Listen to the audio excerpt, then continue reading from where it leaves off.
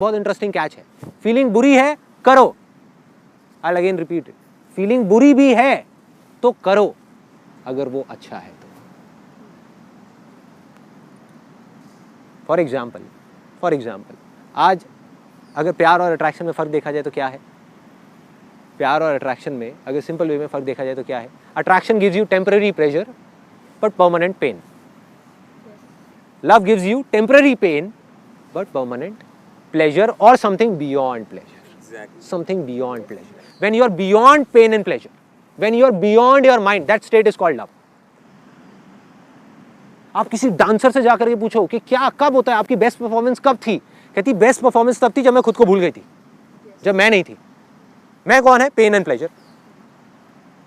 जब मुझे दर्द हो रहा था लेकिन मुझे पता ही नहीं था मुझे दर्द हो रहा है, मुझे मजा आ रहा था लेकिन मुझे पता ही नहीं था मजा आ रहा है, लोगों को आ रहा था मुझे तो नहीं आ रहा था, मैं थी लेकिन मैं नहीं थी। तो स्टेट ऑफ लव में कैसे पहुंचते हैं? मेरी जिंदगी में टोटल 8-10 चीजें हैं जिससे मैंने प्यार करा है। अट्रैक्ट मैं लाखों चीजों की तरफ हुआ हूँ, ठीक है? काम है, लोग हैं, ये है, वो है, बहुत आइडियाज हैं, लाखों आइडियाज हैं जिनकी तरफ मैं अट्रैक्ट हुआ हूँ। लेकिन प्यार मुझे सिर्फ 8-10 आइडियाज से है, 8-10 चीजों से है, जो इतना प्यार है कि जिसके लिए मैं मरने को तैयार हूँ, जिसके लिए मैं कुछ भी करने को तैयार हूँ। That is called state of love. अगर आज की डेट में आप मुझसे पूछो कि वो मेरे लिए सबसे ज्यादा क्या है, that is the state of meditation. Rewind करते हैं, 3 साल पीछे चले जाते हैं। मेडिटेशन मेरे से एक दिन में 10 सेकंड भी नहीं होती थी। I used to hate meditation like anything. Hate meditation मतलब मेरी जिंदगी का सबसे बड़ा प्यार अगर मैं फीलिंग्स के बेस पे चूज करता तो क्या मैं कभी वहां तक पहुंचता? नहीं पहुंचता। क्योंकि फीलिंग्स क्या करवाएंगी? बेकार है ना, छोड़ना। माइंड क्या करेगा? दर्द हो रहा है यार, नहीं बैठा जा रहा। जो एक आसन होता है ना, सिंपल सुख आसन, उसमें मैं 1 मिनट नहीं बैठ सकता था। फिर भी मैंने कहा कि जो होगा देखा जाएगा, on the basis of my will power. क्योंकि मुझे पता था कि जो काम मैं कर रहा हूं वो सही है। फीलिंग बेकार है, कोई बात नहीं, भाड़ में गई फीलिंग्स। करता गया, योग करता गया, प्राणायाम करता गया, करते आज I can do the most complicated of asanas in योग।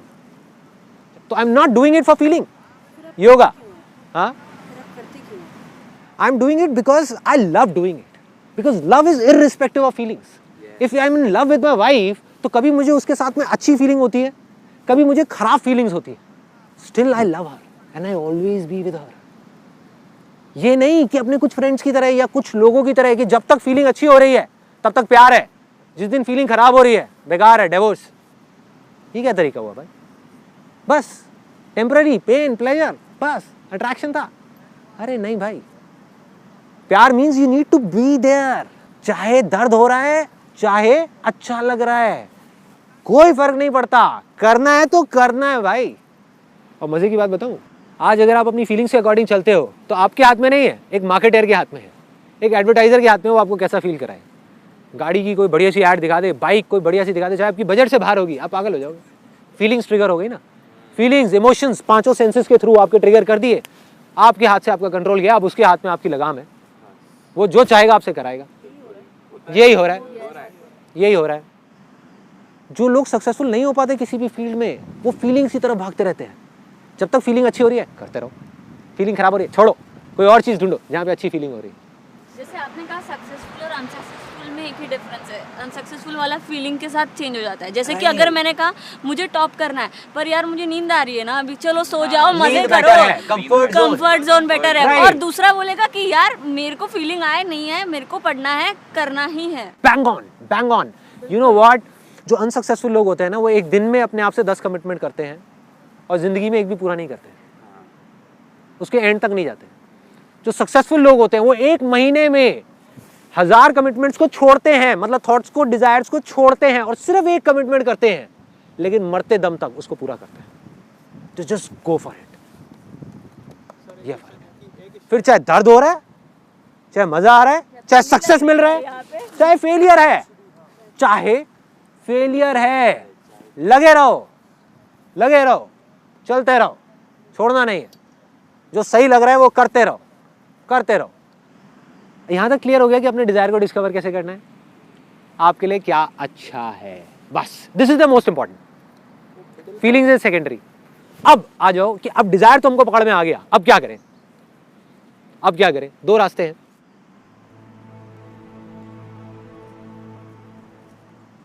एक तो है कि मांगो, या अपने दिमाग में बिठाओ कि ये चीज चाहिए, ये चीज चाहिए, ये चीज चाहिए। लेकिन क्या मांगने से मिलता है? जैसे लोग भगवान से मांगते हैं ना, भगवान क्या है? सीईओ है। मान लो एक एग्जांपल है, भगवान सीईओ है, ये पूरी की पूरी एक कंपनी है, ये दुनिया में जितने भी लोग हैं हम सब उस भगवान के एम्प्लॉइज हैं। एम्प्लॉइज तो मांगेंगे ही, कोई डाउट ही नहीं। लेकिन जो सीईओ है वो उन 100 एम्प्लॉइज में से किसको प्रमोशन देगा? जो सबसे ज्यादा मांग रहा है, या सबसे ज्यादा अपनी लॉ ऑफ अट्रैक्शन की पावर्स को यूज कर रहा है उस प्रमोशन को लेने के लिए, या जो डिजर्विंग है? खेल खत्म, खेल खत्म। तो मांगने का क्या फायदा है? जो जितना ज्यादा मांगेगा वो ज्यादा अच्छा होगा। उस सीईओ को कौन ज्यादा अच्छा लगेगा? अगर आप सीईओ हो, just imagine it for a sec, I will give it a pause. अब आपके नीचे 10 लोग काम कर रहे हैं, उसमें से एक को या प्रमोशन दे सकते हो क्योंकि सीट एक ही खाली है, 10 को नहीं मिल सकती। अब आप किसको दोगे प्रमोशन उन 10 में से? जो सबसे ज्यादा आपको मांगता है, जो रोज आ करके थोड़ी थोड़ी देर में बोलता है यार देख लेना जरा ना, कुछ कर देना, इस बार का जो प्रमोशन है मेरा आप कर देना, ये वो करके, उसको दोगे? या वो जो मांगता ही नहीं है आपसे लेकिन अपने काम पे ध्यान देता है, काम पे? और ये बात है आपकी, जबकि आप और मैं हम इतने फेयर नहीं हैं। वो तो बिल्कुल फेयर है ना यार, वो गलत कैसे कर सकता है? वो गलत आदमी को प्रमोशन कैसे दे सकता है? वो तो सही को ही देगा ना, वो तो डिजर्विंग को ही देगा। तो करना क्या है? अपने आप को डिजर्विंग बनाना है। लॉ ऑफ अट्रैक्शन क्या कहता है? कई बुक्स में भी लिखा हुआ है। इनफैक्ट लॉ ऑफ अट्रैक्शन के बारे में जो लोग बात कर रहे हैं वो भी यही बोल रहे हैं, डेफिनेशन सही दे रहे हैं, एग्जाम्पल्स गलत दे रहे हैं। क्या बोलते हैं? You do not get what you want, you get what you are. जो आपने भी शायद बोला है अपनी वीडियो में, right? You get what you are, जो आप हो। और आप कौन हो? आप आपके बिलीफ्स हो, राइट? जब तक आपके बिलीफ्स नहीं बदलेंगे तब तक कुछ नहीं बदलने वाला। आप मांगते रहो, और मांगने से अगर बिलीफ्स बदलते तो इस दुनिया के सबसे स्ट्रांग बिलीफ भिखारी के होते हैं।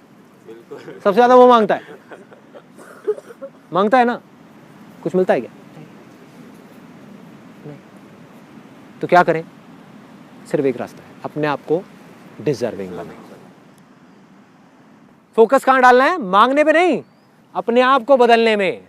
अपनी लाइफ की सिचुएशंस को नहीं, लोगों को नहीं, दुनिया को नहीं, खुद को बदलने में, खुद को डिजर्विंग बनाना है, राइट? एक बार आप डिजर्विंग बन गए, क्या जरूरत है किसी से भीख मांगने की? क्या जरूरत है भिखारियों की तरह, भगवान ये दे दे वो दे दे? क्यों चाहिए? क्यों मांगना है? बल्कि दूसरे वे में एक तरफ बात करी जा रही है, देखो कितना कॉन्ट्राडिक्टरी है लॉ ऑफ अट्रैक्शन में जो बात की जा रही है। एक तरफ बात करी जा रही है ग्रैटिट्यूड की, एक तरफ बात करी जा रही है मांगने की। Both of these things are poles apart.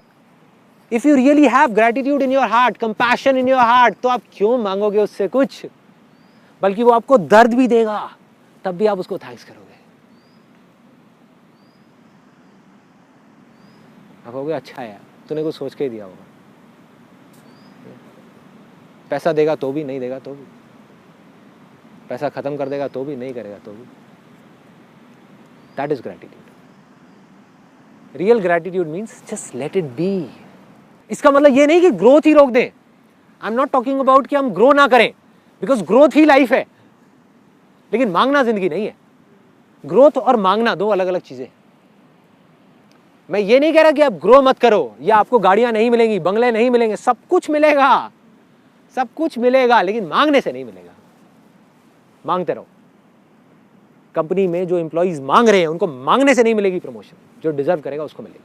Deserving कैसे बनाएं? अपने बिलीफ्स को